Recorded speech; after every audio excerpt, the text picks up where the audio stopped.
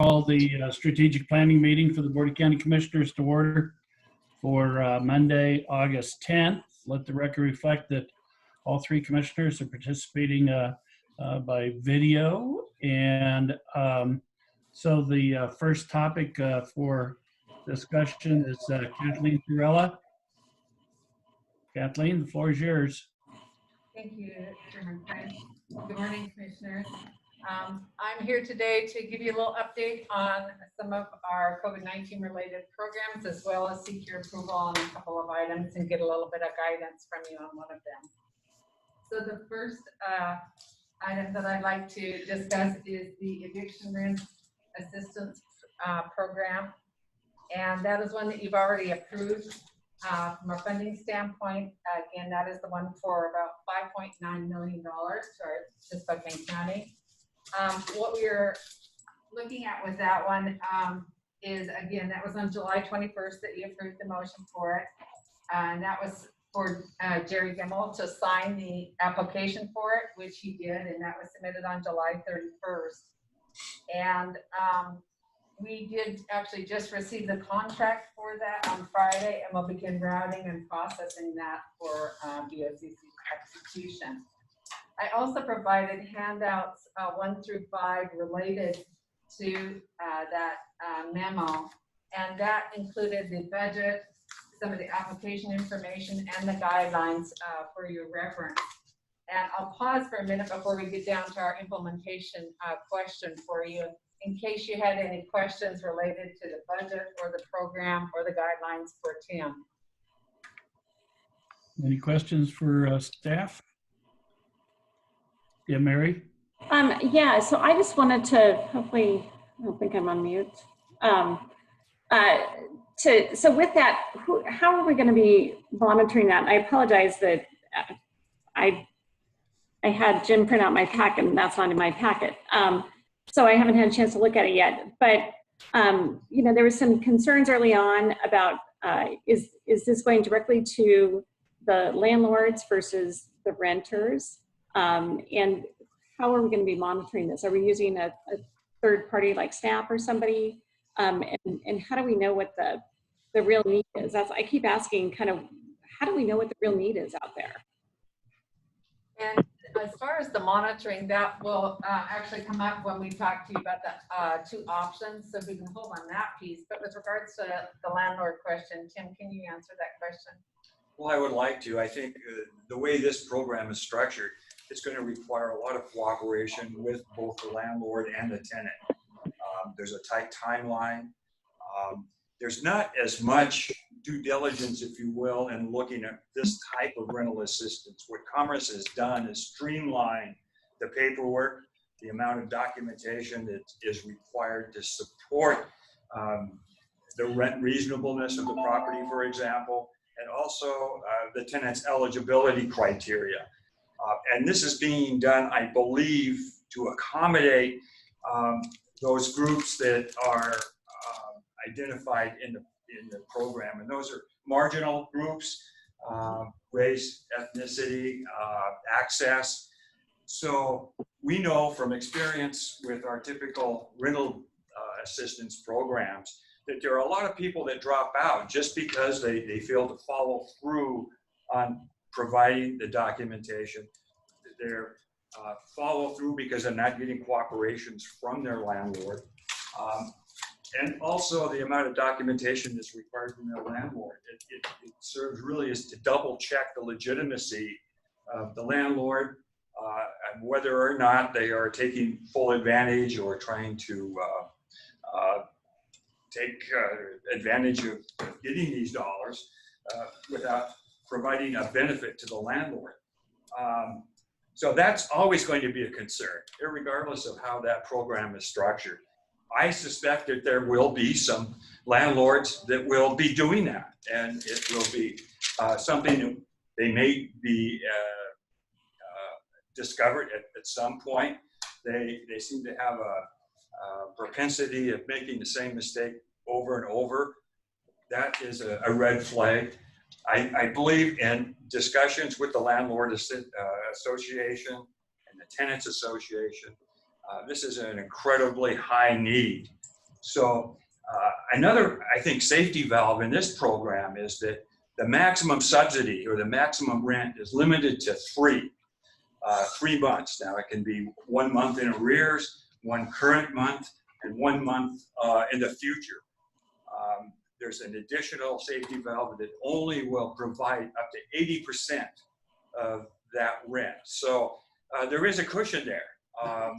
And it's going to allow us to make some adjustments, and these dollars are going to go pretty far.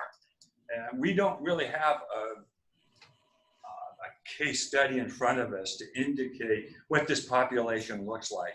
But my guess is that if we're not able to do the proper outreach, then we're going to have to make some course corrections. And I think the key is who the county or the city decides to contract with as the key grantee that's going to orchestrate this along with us, and coming up with a plan that has broad support, and there's clearly identifiable validation and communication on a weekly, monthly basis. The other problem is just fiscal, finding an agency that can sustain on a reimbursement basis all of these rents that go through.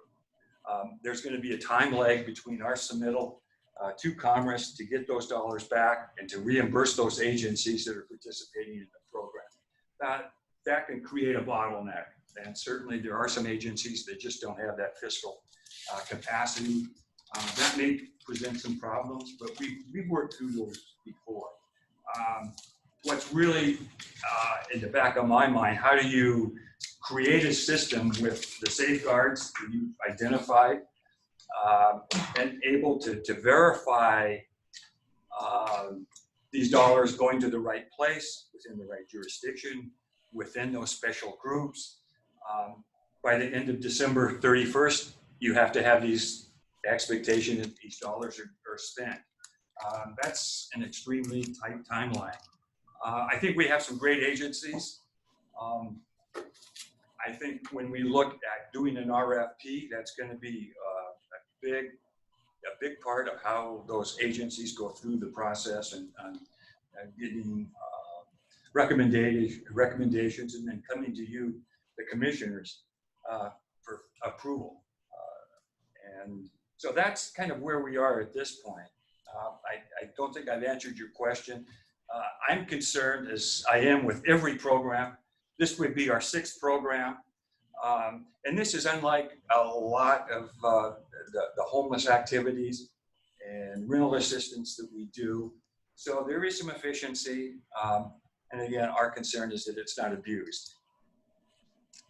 Thank you. So if that answered your questions, is there any other questions? Yeah, Tim, this is Al. So the last a couple months ago, we had a conversation about rental assistance, and there were some assertions that were made with regard to the scope of the financial need. And we got, as a board, inundated by commercial apartment managers that challenged the assertion and challenged the numbers. And I think that's what Mary was trying to lead to is, how confident are we that we've quantified the need out there, and also, is this program available to people throughout the county, regardless of which jurisdiction you live in, or is this program targeted to the jurisdictions that we are, the agent for, which is the Valley and small cities in the unincorporated area of Spokane County, or does this also include the city of Spokane? This is a county-wide program. It includes all the jurisdictions in unincorporated area. The larger question is, am I comfortable with the need? And I'm saying no. I don't know. All I know is I get emails from lots of people that are looking for assistance, landlords, agencies. But no, I'm not very comfortable with what that demand is. Okay. Any other questions for Tim or Kathleen? Okay. What were the basic qualifications? So for someone to qualify for that, I know when we discussed about a month ago, before the final guidelines were put in place, I think it was that the individual had to make less than 50% of the Area median median house- income. Yeah, and then I think was it that their rent had to account for over 30% of their income. There were several different benchmarks there that that I mean, in my mind, I thought would essentially exclude a large number of people in being able to qualify for these funds. Were those altered at all, or did those pretty much stay the same as sort of the base guidelines that came out originally? Were there any tweaks to those, or did they stay the same? They pretty much stay the same. You have to be low income. This program is targeted to people that are already housed. So they have a lease, they have a rent. Some of the other most of the other rental assistance are moving people from homelessness, for example, into permanent housing, or people that are ill-housed and want to move into Section 8. Income economics have changed. So there are some stringent economic or income guidelines that are adjusted for household size. That's still in play. They're still following that. What has changed with this particular program is the amount of documentation and due diligence required in getting these funds out the door. The other process can take quite some time. And again, it's really subject to the cooperation of landlords and people that are applying for these funds. Regular Section 8 assistance can be very grueling. And then you have unit inspections that need to be at a specific level. That's not the case here. And for example, our home program, it's a federal program, and we are allowed to provide tenant-based rental assistance there. The federal government has come up with waivers that have waived that requirement, for example, on unit inspections. So it seems though that COVID-19 is providing a lot of allowances specific to renters, and we are stepping out and also providing some mortgage assistance, which is uncharted territory for our department and a lot of other jurisdictions. But rental assistance basically stayed the same. This is really looking at, again, that marginalized population that you mentioned, just may get exhausted with going through this whole process. But the intent here is to keep people in their house and their units. And really to avoid that eviction for the low income. Well, and exactly, eviction. Okay. Any estimate on how long you think this 5.9 million will last before it's exhausted?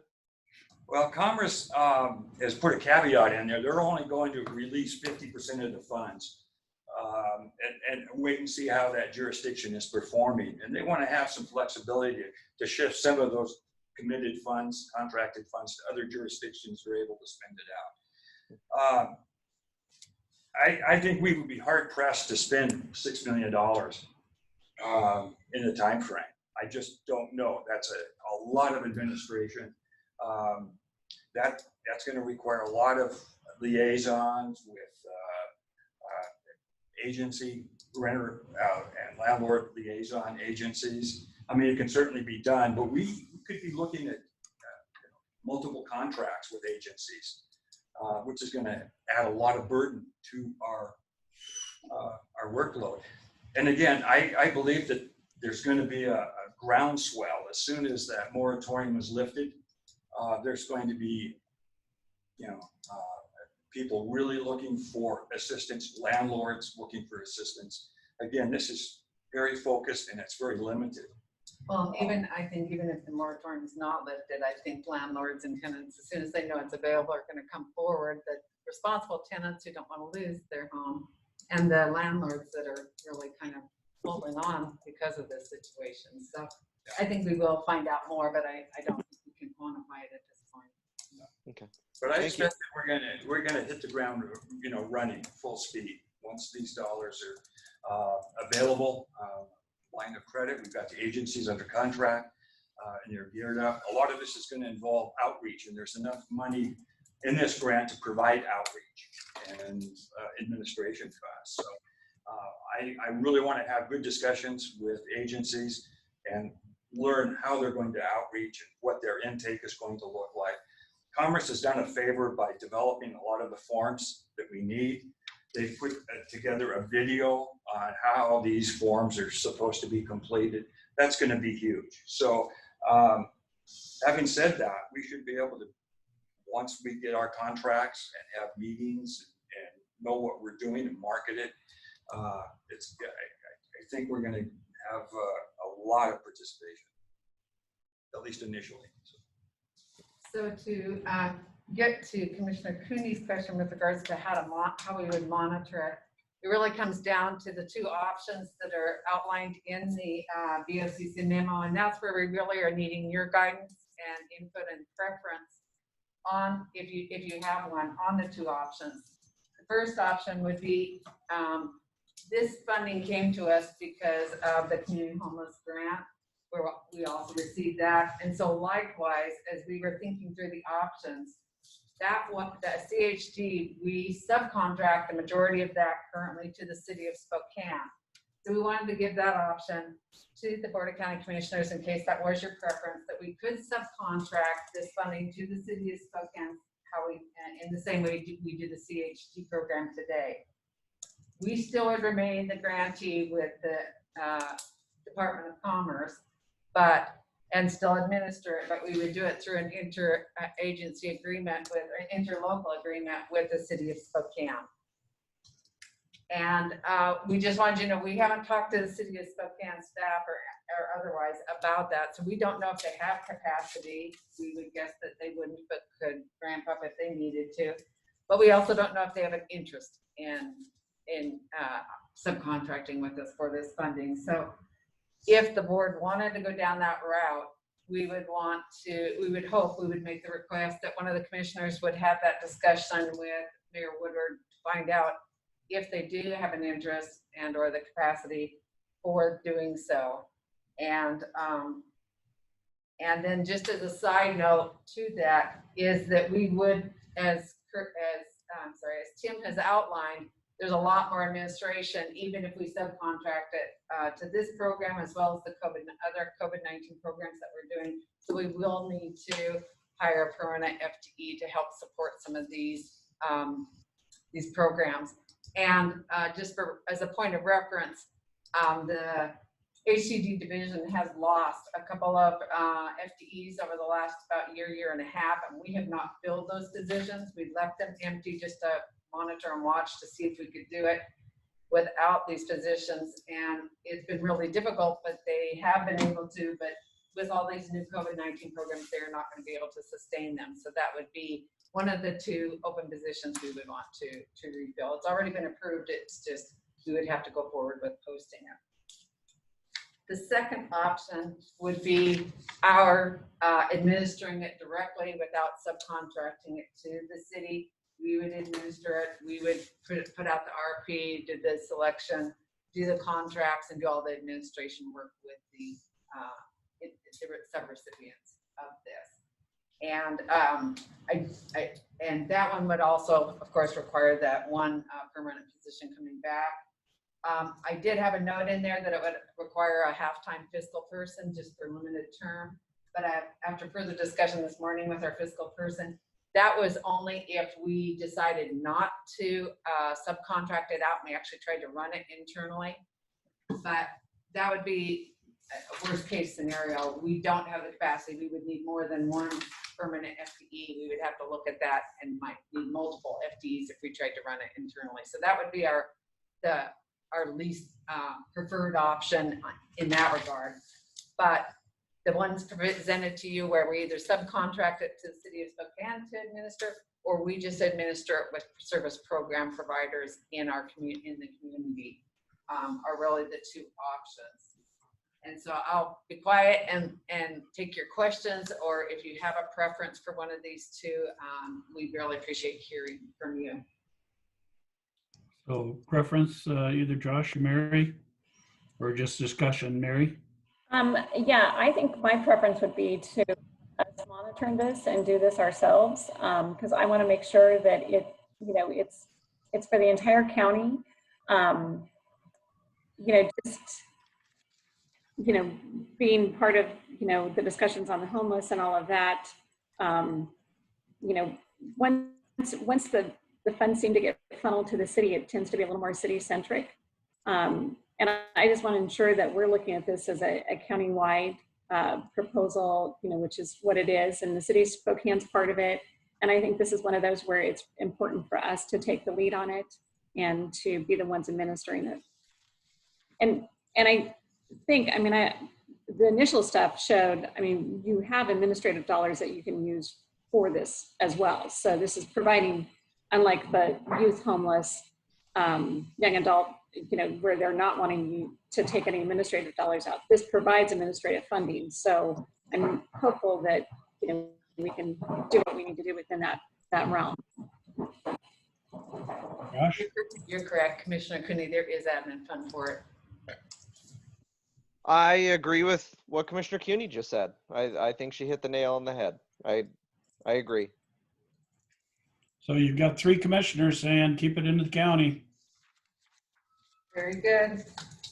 Thank you. We appreciate just knowing that we wanted to bring that forward just because we've done it before. And we know that sometimes the tendency is, to try and kind of push everything together. But we will go ahead and proceed then with going forward with an RFP for that then, once the contract's signed. And that should be coming through fairly soon.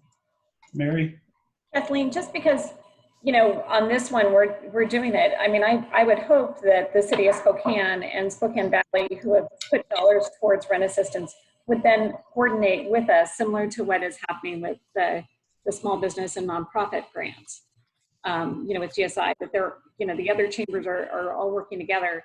And so just because we're administrating this one, I would hope that we would want to be very collaborative with the city of Spokane and the city of Spokane Valley as they look at their dollars, as well as we look at the CDBG dollars that we're already. So I want to make sure that just because we want us to administer this, I'm hoping they will be partnering with us and being very collaborative. And Yeah. we're welcoming to that. Yes, absolutely. And we do have Marvin from the city of Spokane Valley hearing on the line as well too, but we will be very collaborative in that process because as we move on to the next topic, the CDBG-CB, you'll see where we're trying to make kind of a strategic shift as well because of the ERAP program and funding. So hopefully that'll make sense when we get to that. Did we answer your monitoring question, Commissioner Cooney? I think I can ask later, because I think it's you're going to be subcontracting this out to like SNAP or different organizations. Is that correct? Who are going to be the ones actually doing in the outreach, because they're the ones that have traditionally have that ability.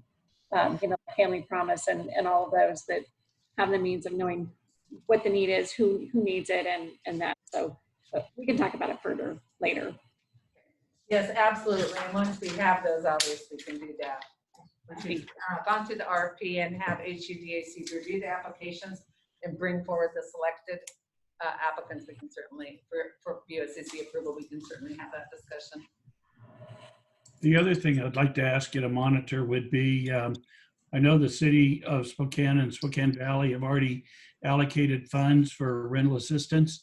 And it'd be interesting from my standpoint to make sure that what they allocated out of the CARES funding doesn't get supplanted by these funds. The goal is not to, replace one sort of source of funds with another. What we were hearing, if it's true, was that the need was greater because the pandemic is extended a longer period of time and impacted more.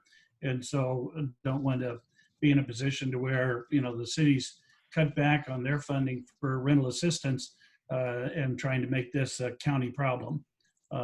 you know, we're all in this together, and hopefully we'll keep all of our dollars together to be able to make sure we meet the need. That's a really good point. And I think you'll kind of see that with what we're proposing oriented to the CDBG CD funding in the next part of our time this morning.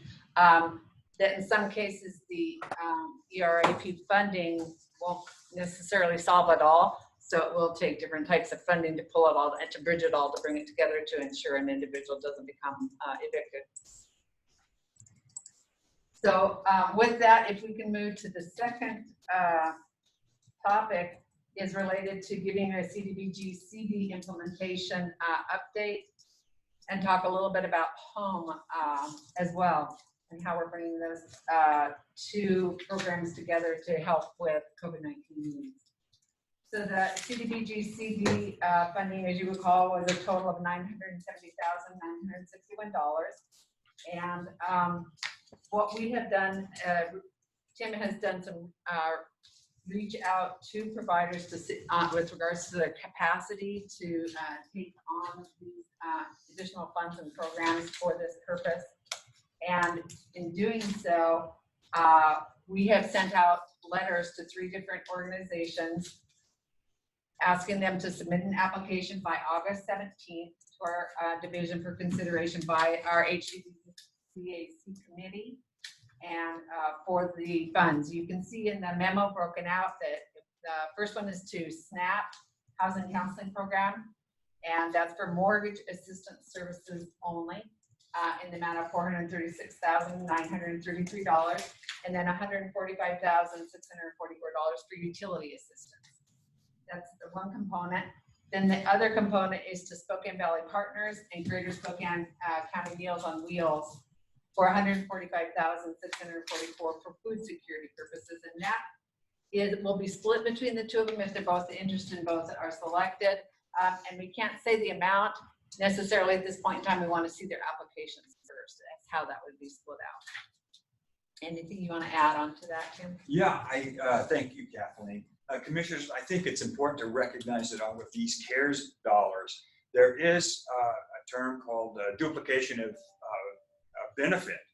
And I think, Commissioner French, this rises to the concern that you raised, and how these funds are utilized with other jurisdictions, CARES dollars, say for tenant-based rental assistance. One of the reasons we went with mortgage assistance is that it is not being done with CARES dollars. So there's a very slight chance that there's going to be a duplication of benefit serving individuals with a need for mortgage assistance. However, with rental assistance, we have a lot of jurisdictions, as you mentioned, providing CARES dollars for rental assistance. That's going to present a problem for us, particularly in a county, because we have to look at, before we provide rental assistance, if we were using CARES, we'd have to make sure that that jurisdiction's rental assistance had been tapped out, zeroed out, or near zeroed out. So that's sort of the caveat that runs with the CDBG CD dollars. And that played in very heavily when we're looking at food security, because there are a lot of agencies we deal with CDBG that are in food security. Just about every community center, then you have the various food banks. So we have to be very judicious when we're looking at how we're going to work with that agency, with our regular food funding, alongside our CARES funding. So that's why we've had discussions with these agencies. They are aware of it.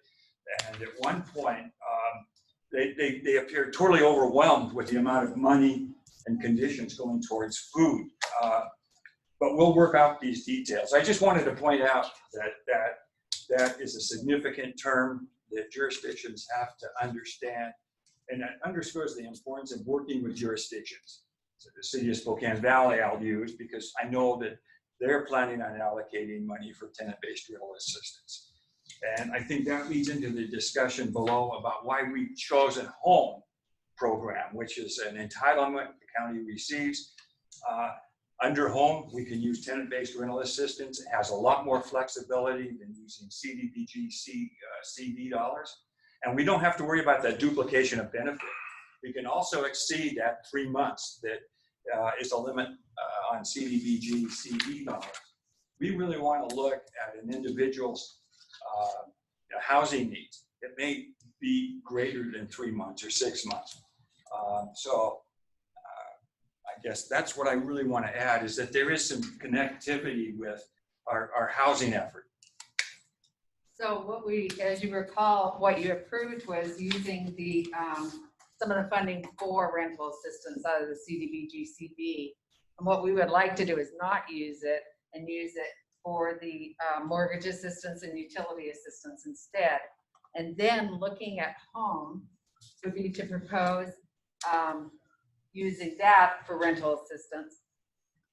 But what we want to do with that is seek waivers to suspend or waive some of the regulations that they have, and they are willing, HUD is willing to do that, but we have to put forward a request for that. And so we have put forward a resolution for the Board of County Commissioners to approve to this waivers request with HUD, and it will be on your docket tomorrow for approval. And we would be looking at, if approved, then we would plan to draft a home tenant-based rental assistance contract for the COVID-19 rental assistance purposes. And we believe that we don't have it confirmed yet, but we would go after an existing qualified recipient that we contract with today for this, with the approved waivers, and we're estimating an amount of about $500,000. And I think Tim outlined the reasoning behind that, but I'll turn it over to you in case you have any questions about our reason for doing that, and in regards to whether it makes sense. Any questions for staff or comments? Anybody want to weigh in? Okay, so we'll go forward with your recommendation and look forward to taking action on the resolution tomorrow. Great. And then I just have one last thing. I apologize. We received, as you may recall, we received a $5,000 contribution and donation from Molina Healthcare to our Counseling and Recovery Services Division. And that will also be on your docket for signature tomorrow. Thank you. And what for the actual donation of that.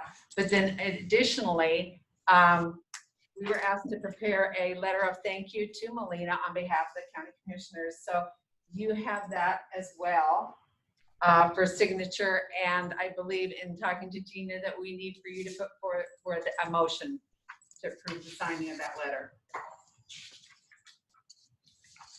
Mr. Chair, move to approve the drafting and signing of a letter thanking Molina Healthcare for their $5,000 donation to be signed at other than open public meeting by the Board of County Commissioners, and authorize the use of our stamps. Second. Okay, I've got a motion and a second. Any discussion? Seeing none, all in favor, please indicate by saying aye. Aye. Aye. Let the record reflect the motion passed unanimously. Thank you, Kathleen. Thank you, commissioners.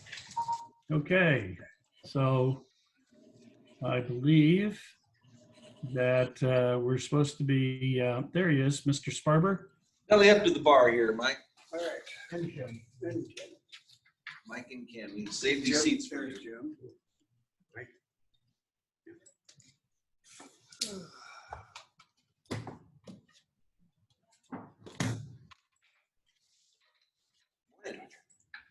Good morning. How are you? Did you get it? What's that? You have a copy of this? I do, if you like one. Fine, over here. Oh, I brought a few. Like a hard copy? I always like hard copies. Hey, Jim. Only about 7. Come up here. Oh, Is it loaded up there, Chris? It will be, yeah. Gina, you've got it. Okay.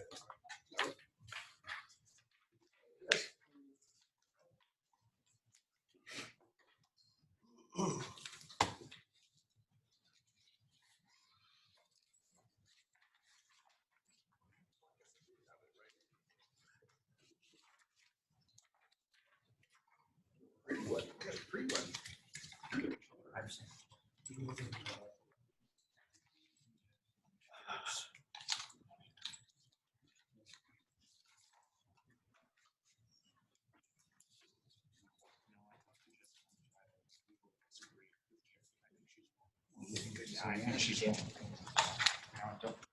Commissioners, do you have a copy of the PowerPoint?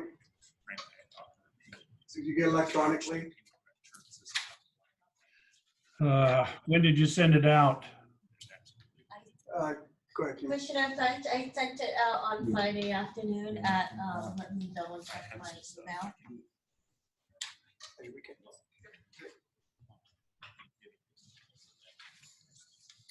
I sent it out on Friday at, I agree with you.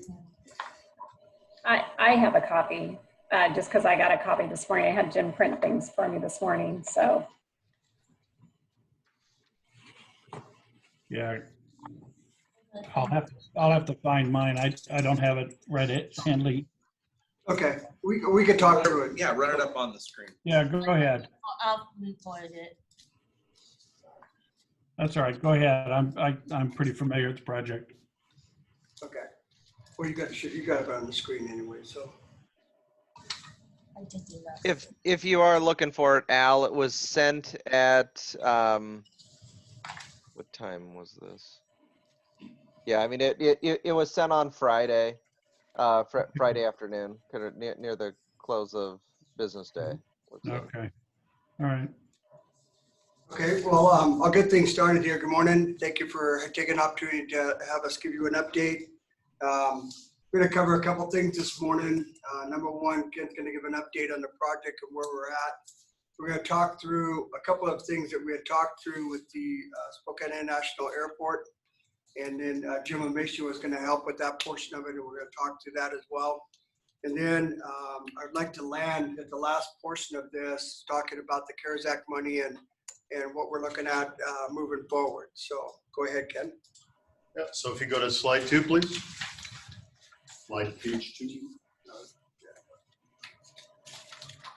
There you go. So just a quick update on the temp jail project.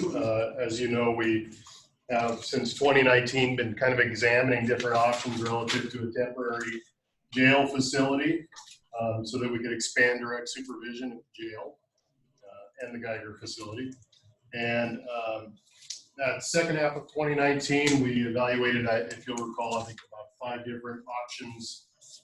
We determined that the sprung solution to be the most optimal. We've conducted, or we're underway with and approved for a temp jail feasibility study. We contracted with Integris Architecture in the June timeframe. And since that time, about July, we kicked off with them, and they're conducting a feasibility, which essentially amounts to a site field review. So we're looking at the dirt to see if it's buildable, if there's anything underground that we're not aware of. They're also going to conduct a high-level floor and site plan design for us. And with that will come a probable cost estimate. We're calling it a high-level cost estimate.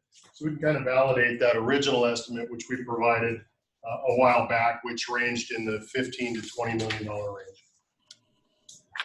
We've also been in discussions with Jim and Chris's help, and Jim's help as well, discussing with Spokane International Airport kind of our options for putting a facility out at the Geiger complex and issues around that relative to putting it within the existing lease space or potentially expanding beyond that. Integris feasibility study should be completed by mid-September, at which time we would be coming back to the board for a go, no-go decision to move forward with a purchase and then moving forward with additional design and then eventually construction. So that's the update at a high level. And then we've got a series of kind of key talking points that I want to get to on the next slide. And we'll flip that as soon as Tina gets back. There we go. Thank you. We've got some key talking points. Ken, before you get too far ahead, Sure. with the timeline you've laid out and with the requirements with regard to the CARES funding, assuming that we'd use CARES funding to be able to do this, the funding has to be spent before the end of December. Are you comfortable, or is Carrie comfortable that that commitment can be met? Yeah, so let me flip to, if you wouldn't mind, Oh. looking back. There's an additional slide, Al, that I'd like to take you to. Slide 12. So we'll take you there real quick. This is something we presented back in May when we were talking about our COVID-19 strategy for direct supervision and the detention services folks. And the option was to potentially purchase the structures themselves prior to the end of the year, also to pay for design, and potentially in talking with the facilities folks, Gil and Bruce, possibly purchasing the equipment for the facility as well, chillers, et cetera. And our best guess at that number by the end of the year that could potentially be spent is somewhere in the range of 3.7 to 4.2 million. And is it feasible? It's a rush job. It's going to take some work, but it does seem like it's doable right now. But some things have to fall in line, certainly. Okay. All right. Thanks. Yeah. So, Commissioner, if I can weigh in on this. Initially, Mike and Bryce had contacted me, I think it was back as early as March of this year. And certainly the facility, as it was presented to divert inmates from out of Airway into this facility to reduce the number of people and to practice more social distancing for these folks, would have obviously really fallen within the CARES Act requirement. I have a couple of issues that I'm need to put on the record with the board about this. The mere fact that we're just purchasing an item and it won't be put into use during the time frame of this funding is worrisome to me. I don't know that it would pass the auditor's test on this. I have looked at what the intent of Congress was on this funding, and it was to provide for services during the pandemic that arose as a result of the pandemic. I think it's a little worrisome that we've got a document out here that it indicates this project was in effect before the pandemic. So again, you've got to be careful about that. The other issue is that it won't serve individuals during that time frame. So I'm a little concerned that we wouldn't make it past the sniff test if it was just like the actual, I think it was some of the electrical or things were placed and we purchased those. But if we don't implement the service by December 30th, there could be a great possibility, in my opinion, that we would have to pay the money back. Okay. Thanks, Carrie. Okay. Yeah, go up to slide 3.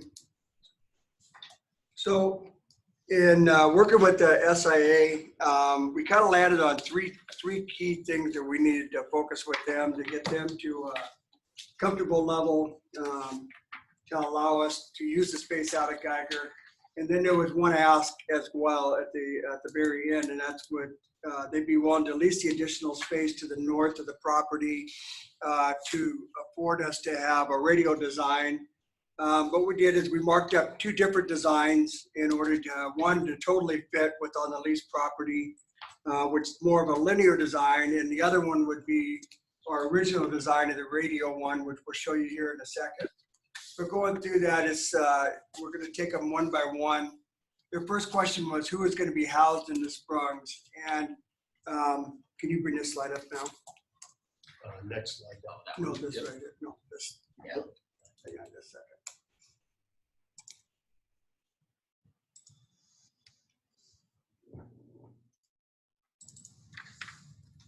So this is a copy of the original. Whoops, you lose it? Okay, there we go. Can you go down, scroll down a little bit? About the middle of the page. It's about like in the middle. Go down a little bit more.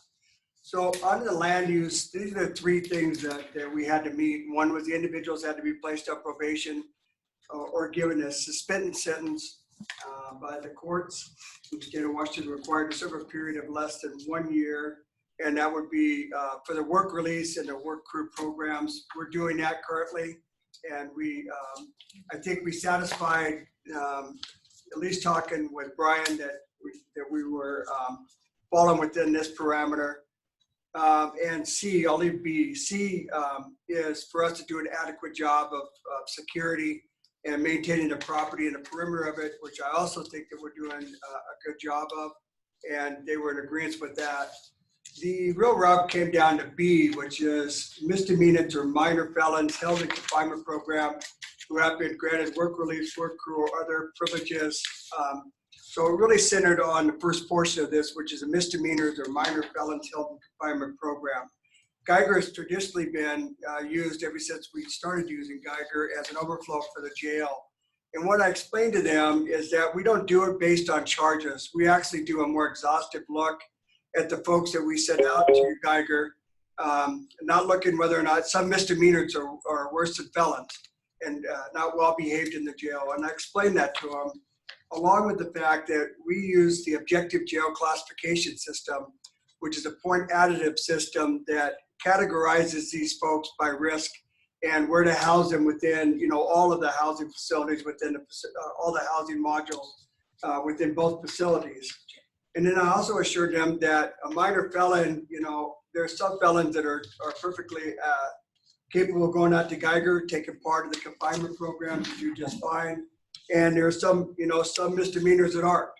And so what I let them know is that even though this says misdemeanors or minor felons, it's really a system that we have for moving the population around within based on the OJC, based on their past record, based on their current behavior while in the facility, and then based on some other added factors like whether or not they're an escape risk, whether we feel they're too dangerous or serious enough a person that shouldn't be out of Geiger, given the layout of Geiger. So I think in giving a good explanation of that, which I did do for Brian, we all felt that we were satisfied. And in fact, I think we're doing an even better look at just saying, hey, this guy's a misdemeanor and minor felon, and then placing them out there.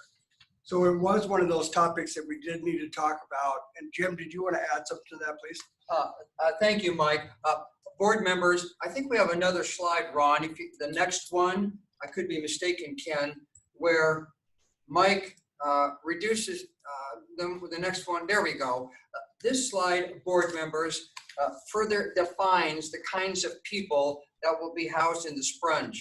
And we had a conversation with Todd Woodard, of course, and Ryan Wurst on Friday. And the purpose was to ensure that SIA felt comfortable with the individuals who the county would be housing in the Sprunges. And after our dialogue, as Mike has indicated, Todd Woodard and the attorney for SIA felt very comfortable that we fell within the parameters of the lease. And what we're trying to accomplish, board members, is we don't want to amend the lease with SIA to address the people who are going to be housed in the Sprunges. And so I think Todd Woodard, because he markets the place and he wants to be sure that he can market the other land, and Brian Wurst felt very comfortable that the individuals whose Mike has alluded to can presently be housed in the Sprunges under the terms of the present lease agreement with SIA. And that was critical, board members. And at least I think Mike has articulated the only concern that they had, and he addressed the concern. Yes, thank you, Jim. Also with this, we're just kind of giving them the background on why we wanted to have Sprungs out there in the first place, which was to maintain the social distancing, to keep the floors from having to be doubled up, which definitely increases our risk for COVID within inside the facility, to get away from triple bunking on our intake floor so that we'd have more spaces to put the population, and just explaining to them that this isn't adding additional beds to our system. It's about spreading them out and having more boxes to play with to segregate the populations off better into a more manageable population, 146 in the downtown jail and then 64, 1 to 64 out at the Geiger facility.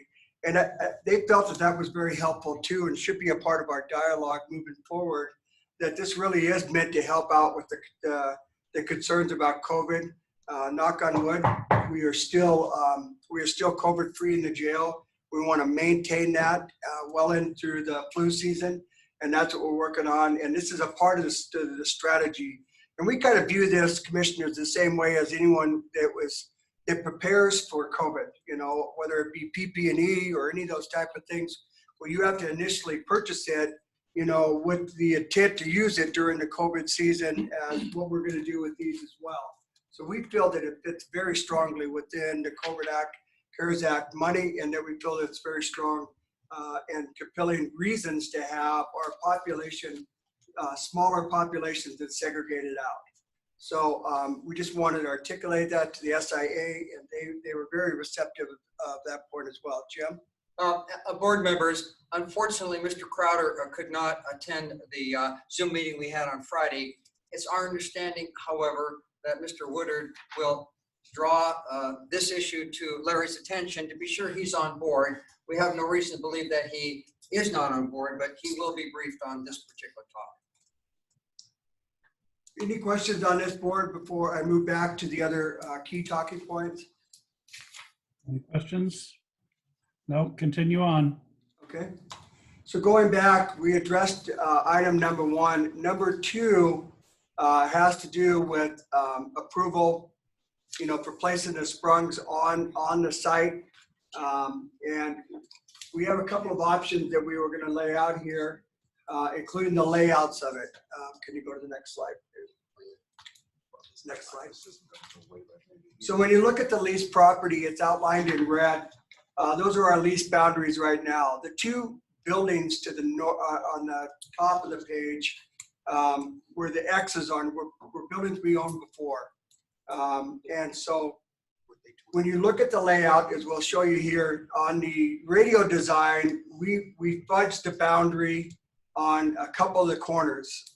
One of the things that we have is we have a jog in our fence line right there, and you guys won't be able to see it. I can't point it out. Next Use the slide. cursor. Can you go, there it is. Next slide. So there's a little jog in our fence line right there where the yellow is. But SIA is saying that we're leasing that little square as it is. So that's important because we need that space as well.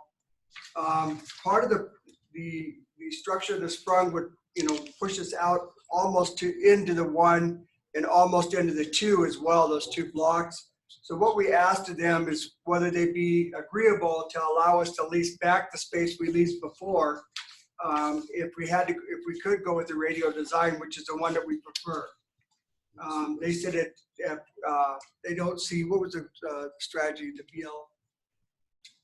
I think they would prefer not to have to amend the lease, but they are certainly willing to consider amending the lease to include the additional space that Mike's talking about. However, what what they're doing is they're going back to look at the airport layout plan and to determine whether or not the airport layout plan includes the old property that we were leasing or the smaller present property we're leasing. We'll talk about that in a minute, but again, I think SIA would prefer not to do anything to the lease unless they have to. Correct. And so if you look at the sprung with the boundary line, we go over the boundary line on the corners. And this is one of the things that we have brought up to Brian and to Todd. And this is our preferred design, is to go the radio design. And the reasons is because the pods are 1 to 64 with 1 officer in there. And then there's a person in the center of it that kind of is the czar that watches over all of them. And it helps with our staffing, our operational as well, because we bring the services to them. But we, you know, with the full understanding that if we fudge the line, that there would have to be an agreement for us to go over the line. And I know this drawing doesn't kind of show that it's over the line, but it tips the edges about, how far would you say? Probably 20, 30 feet. 20, 30 feet We'll on the set that, edges. So, and the second design, go to the next slide, that we offered up was a linear design, and this design fits all on the site, where you can see there's 64 beds and 6 pods right there, and then an additional 100 beds to make it up to the 484 beds. The recreational spots for the offenders would be in between the pods, because we would use that big, the big field that we have for recreating right now. And then we would keep the kitchen intact and use some smaller, probably some smaller sprungs to take care of the support services. If you remember reviewing some of the pictures of the kitchen out there is in bad repair. It needs a lot of upkeep, a lot of improvements to happen for it. Most of the sediment underneath it has grown into the wiring. It needs to be dug out. There's a lot of plumbing and water issues as well. So we plopped down for future consideration, a future kitchen to move out of that, whether it be a sprung structure for a kitchen or it be some type of manufactured kitchen that we bring to the site as well to help, offset some of the repairs that would have to happen on that. And I'll let, Bruce and Gil are better experts at that than I am. Go to the next slide too. Oops. So this also is another design that they've kind of laid out on there. It's less beds. It's only 390 beds. It barely gets us over the mark that we want. But again, we do fit all on the site without encroaching on the boundary lines. And this is just one other one that we had there for consideration. And Mike, just to add to that, you'll note that these are 58 person pods as opposed to 64. 64 is our magic number for efficiency. So, this is our attempt at trying to shrink the pods to work within the confines of the existing lease. But certainly we'd want to expand out if we could. Any questions on kind of the boundary lines and the design that we brought up to the airport? So what I got out of that presentation is that the most efficient operation continues to be the radial plan, both from an operational standpoint and conceivably from a construction standpoint. Is that an accurate impression, or did I miss something there? No, sir. We would like to go. For us, it's the best plan. It's the radial design, but it would be an ask for them to consider to go over the boundary. Right. Sir. As the board is aware, particularly Commissioner French, because you're on the airport board, and I think others have been on it before, the airport can only lease the property for 5-year intervals. So we're presently under a 5-year lease. We have no reason to believe that when that's up, they will not renew it, particularly if we move forward on this particular project. Airport staff, however, shared with county staff that they believe there may be some concern with members on the airport board about extending the area which is covered by the lease.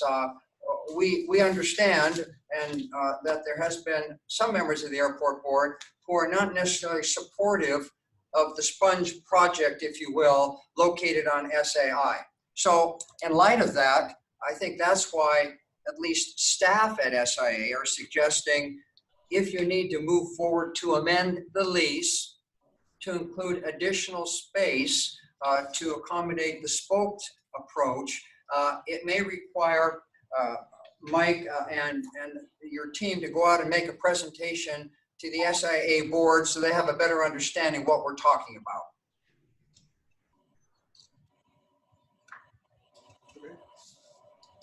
Any questions on this before we go back? Okay. So I guess, Mike, the question here for the board is, and I don't know if we're going to wait to the end, does the board have a preference on which one of the 3 options you've articulated they would prefer you to move forward on, Mike? And maybe they want to wait till the next issue before they make that.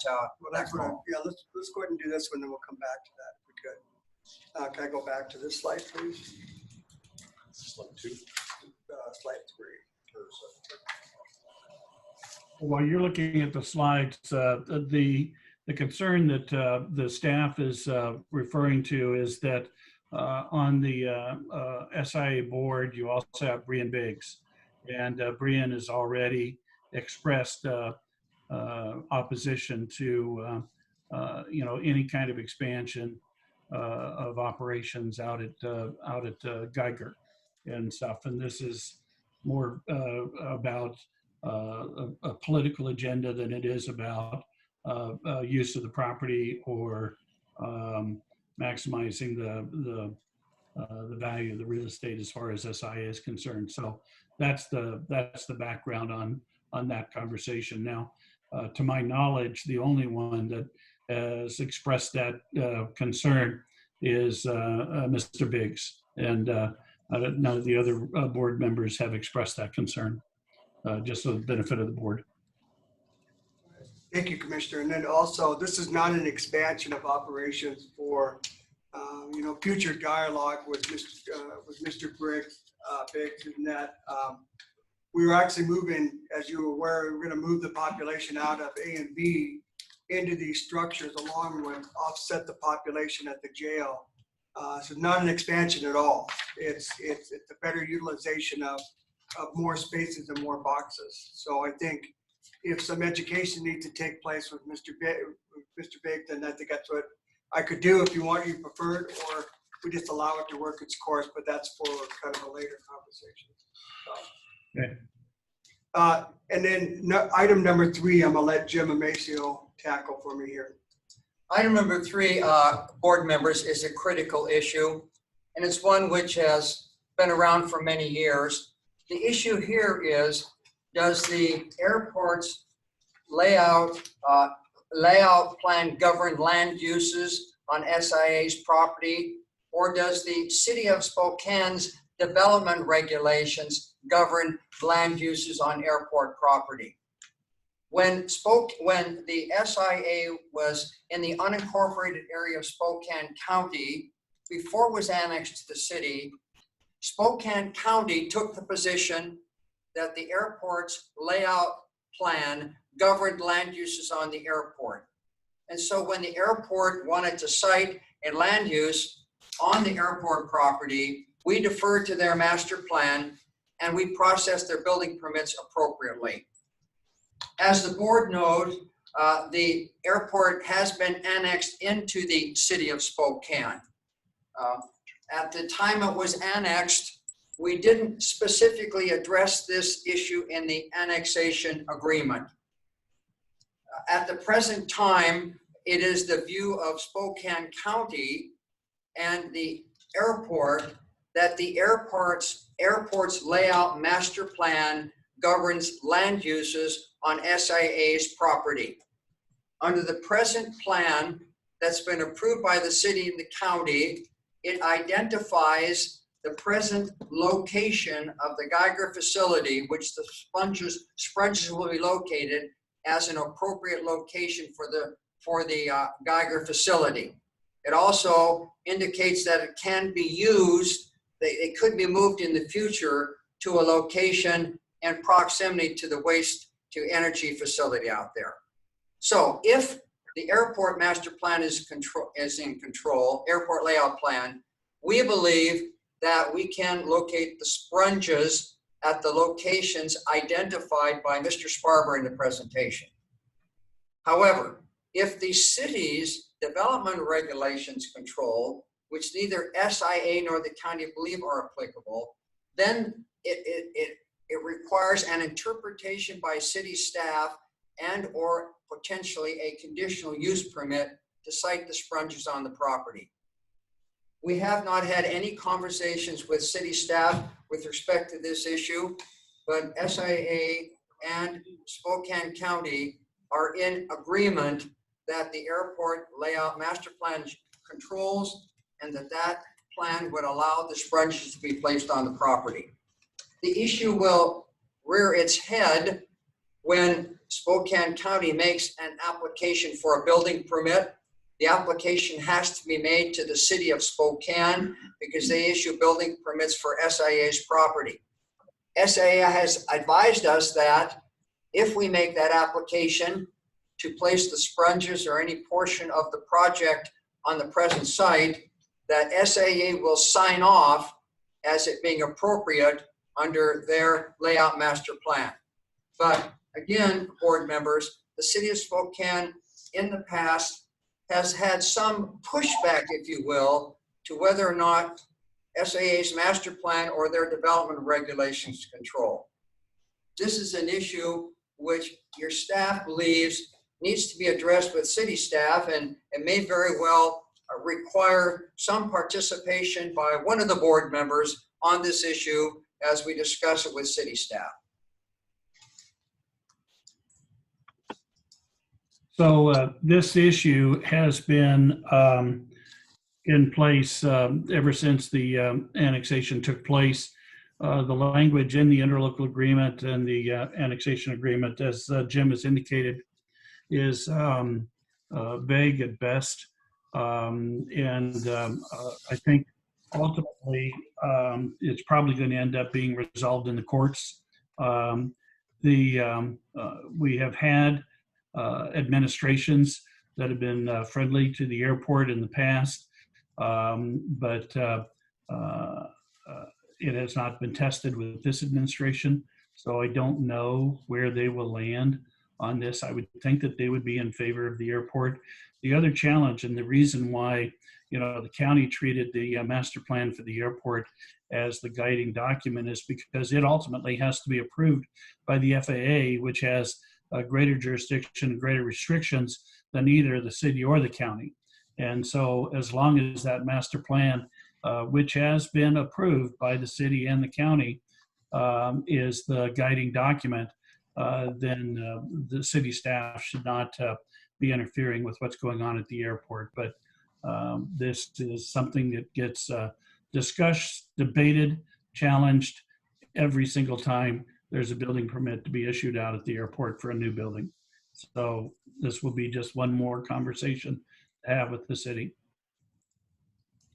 Mike, as we move forward, Commissioner French, on this topic, it may be something that your legal staff would like to have an executive session on to, in more detail, discuss the topic so that all three board members are aware of any issues dealing with it. And what we don't know, Commissioner French, is we think, I guess the question is, when do we raise this issue with the city staff, and at what level do we raise this issue?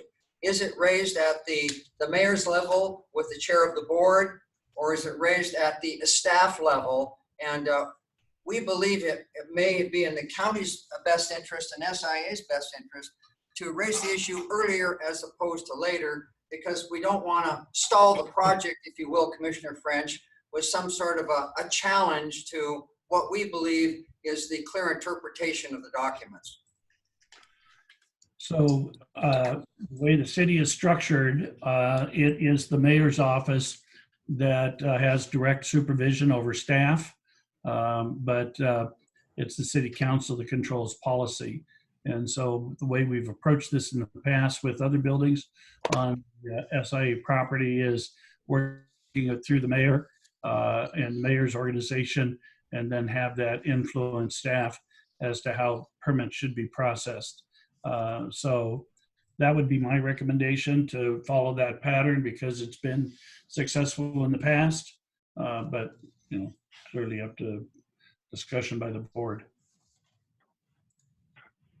I would like to pro-offer board members, only because Commissioner French is very familiar with the uniqueness of this issue, that possibly at the next meeting, or a meeting that's appropriate when the CEO and Commissioner French meet with the mayor, that this issue kind of be raised and touched on. And I think legal staff is more than happy to address the issue with Mike Ormsby beforehand, so there's no surprises.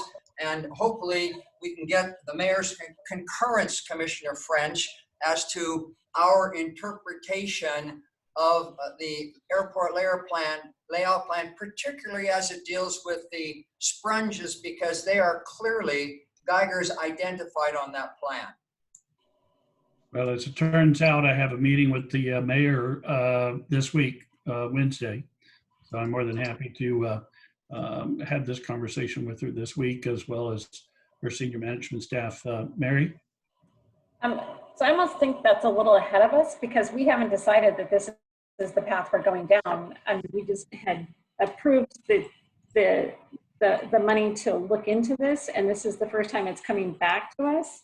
But we haven't made a decision to, what we're doing. I mean, I don't know how we're financing this, funding it, any of that yet. So, I mean, I have a lot of questions still left before I'm saying that we're moving forward. And I think if we go talk to the city about, permitting and stuff, that gives the impression that we're, all behind this and moving forward. And I don't want to give that impression at this point. Yeah, my conversation with the mayor would not be about us moving forward, because I agree with you. A lot of those questions have not been asked and answered. And I'm also concerned about Carrie's interpretation about the ability to use CARES funding in this way because of the timetable. I mean, even if we wanted to do it, and I'm not suggesting that we do, the timing might not be supportive of it. So my inquiry, if the board desires, would be more about trying to lay a foundation for a conversation if and when we decide that we want to do something in addition to the property. But if we wanted to delay that for 30 days or whatever, I'm fine.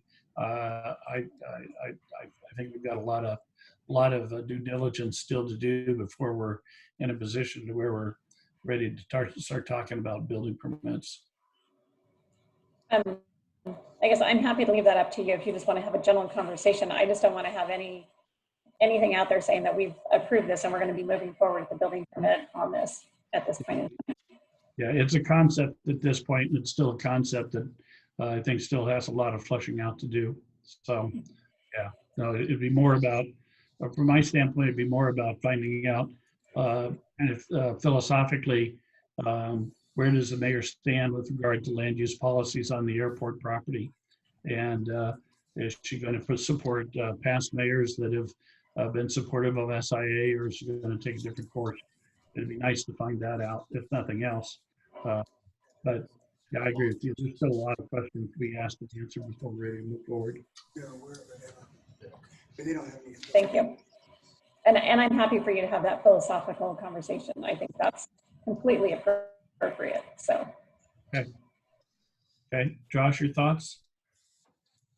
No, I agree with what you are both saying. I mean, it's just another piece of the puzzle that needs to be filled in before we know kind of the direction that we're going to be able to go.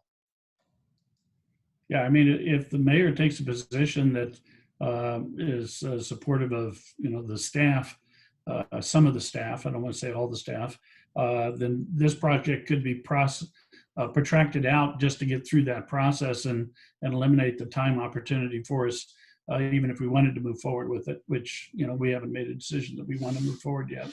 So I think more about philosophical approach and, not only about this project, but other projects too, as it relates to SIA.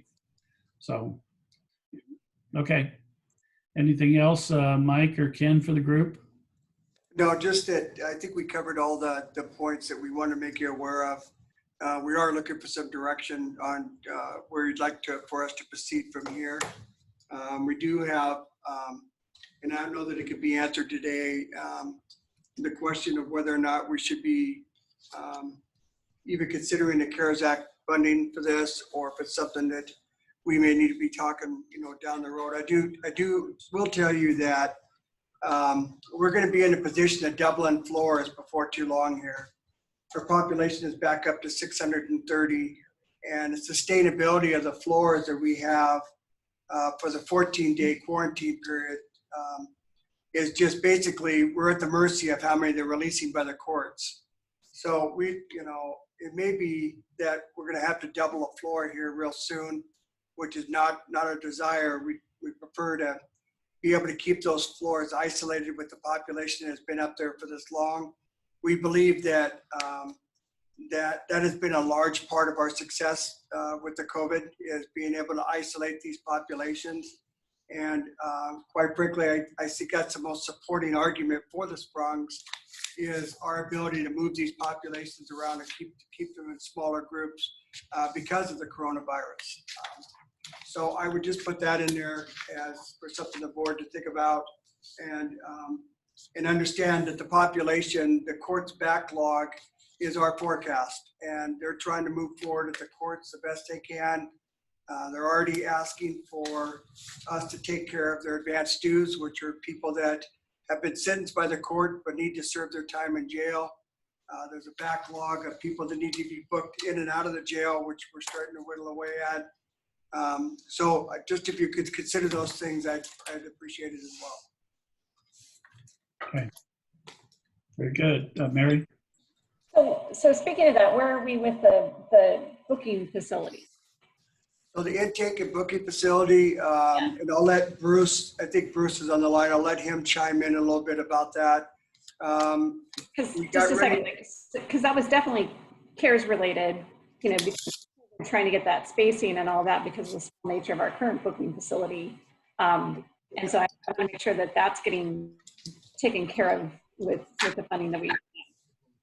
Yes, ma'am. So we were looking at where the best location on the DEM site was to actually place the intake and release facility that allowed for, you know, the sheriff's operations to continue the way that he would like to see them continue, along with affording the safety and security that we needed for folks that need to return to the jail that aren't quite a fit for the intake and releasing facility.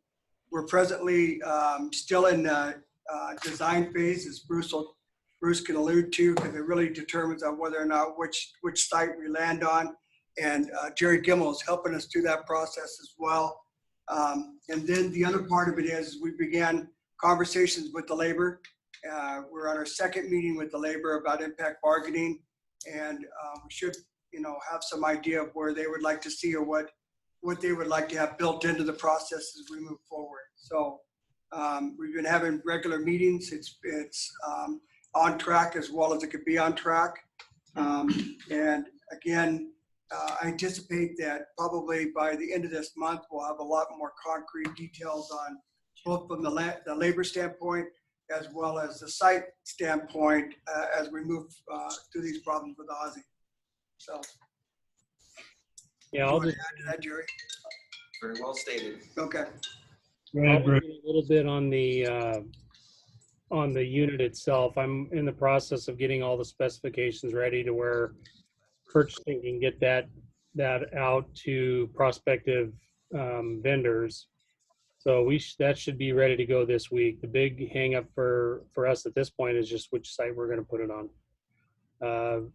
Facilities has recommended the site in the North DEM parking lot just because of the time factor. All the utilities are literally within 20 to 30 feet away from where that structure would go. So there would be very little site work involved. The other locations just involve more of that. But I mean, anything's doable. We just need the time and the money to do it. So just a little history, commissioners. The preferred site or A site is north of the DEM in that parking lot where we'd make use of the sidewalk that's, you know, to the due west of the DEM is our secure ingress and egress back and forth to it. The sheriff has raised some concerns that if there were some emergencies that would take place, that he would want that parking to be there for his staff to show that they had a place to park if there was an emergency. He also expressed that some of his undercover officers park in that space as well. And that both he and Todd Milkey were in opposition of us placing it at Site A. Site B would be due east of DEM. Actually, it would be east and south at the back corner, right next to the motorcycle parking. That was the other site. However, that site is going to require some additional digging to try to bring the utilities and the sewer in there and some remodel of the DEM. So that's kind of where we're at, and we left it at. And like I said, Jerry and I have been talking through this with Ozzy and Todd Milkey, trying to land on one of the sites. The preferred site with the quickest turnaround is going to be the A site because it doesn't require as much groundwork as it does for the other one. So that's kind of where we're at on that perspective. They had three main objectives, or three main issues, I should say, that I can recall. Two of them I'm convinced have been resolved. So as Mike says, we just continue talking. We'll land on the preferred site. I'm pretty confident. So can we set you a deadline to have this resolved? Because the discussion is going to exhaust our ability to use CARES funding to pay for this, and then we're gonna have a challenge about where do we get the money to pay for it, even if we've got a site. Would And welcome a deadline. Yeah, absolutely. how about next Monday, we have this resolved to where we're gonna make a decision. And I say that, I throw that out there without any input from my fellow commissioners. And if either one of them would like to change that deadline, I'm totally open. I'm just throwing out a starting point because I don't want to see discussions and timelines eliminate the opportunity to pay for this out of CARES funding. Mary? Yeah, no, I completely agree. This, to me, this was our first priority that we need to get accomplished. And so I'm not excited that we're this far down the road and we haven't accomplished that, because that truly was, that booking facility is very tiny, very small. And so, I mean, we've been talking about, this is for COVID related issues, is we, even though we were talking about before this, it's like with COVID, we need to get that spacing for people. And so I see it as a safety and security for our employees and for their citizens that are coming through, that it's got to be a top priority and to get this done as soon as possible. And so I'm happy to have it come back to us on Monday with some options for us to, if we need to have other electeds in the room so we can all sit down together and have that conversation, we need to do it, and we need to do it now. Josh? Yeah, no, I agree. That this is an extremely important project to get done, and I mean, I don't know. It's frustrating that I hear, one of the leading reasons is, well, we don't want to lose parking. I mean, it's like this is more important than parking. I mean, this is about the functionality of our jail. So I think next Monday that's yeah. I'd love for us to have an agreement by Monday, and we can finally get the ball rolling on this. I mean, this is important, and we've been talking about this for a while here. I mean, we all know it's important, and we need to get it done. Okay, so Monday's the deadline. Thank you. I thank you for that direction too, and I'll work with Jerry and we'll get to him. One thing that Al and board members that Mike and John Peterson and I have cleared is, either one of the sites, the city says, can accommodate this facility, and they have been very willing to interpret their development regulations in a manner that will allow this to be sited at either location. One of the objections, or one of the sticking points that they had, was that these meetings had been going on without everybody that was involved in the meeting at the same time. We resolved that. So thank you for the Monday deadline. That's actually very helpful. We will have our recommendation by Monday. Okay.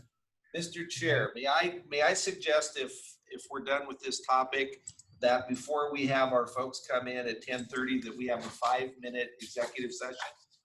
Sure. And present, I would like the attorneys and John, and that's it. And Okay. myself, the attorney, and Mr. Amacio. Oh, Gary.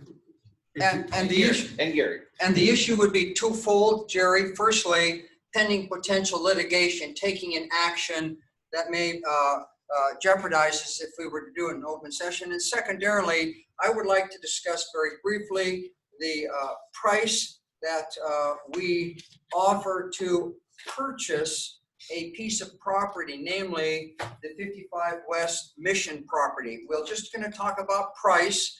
I have two issues to draw to your attention. We're not going to talk about all the other related issues, which we cannot talk about in executive session. The one that I want to talk about right now is your first Yeah. topic. These other ones, if we We can wait. go over 5, we can push those. Okay, so it is now 10:24. We are going to go into an executive session for until 10:30. And the only ones present will be all 3 commissioners, Mr. Gimmel, and our legal team. And the purpose of the executive session will be pending a potential litigation. So everybody else that's on the line, please ask that you drop off and that you can rejoin us at 10:30. And Carrie, Al.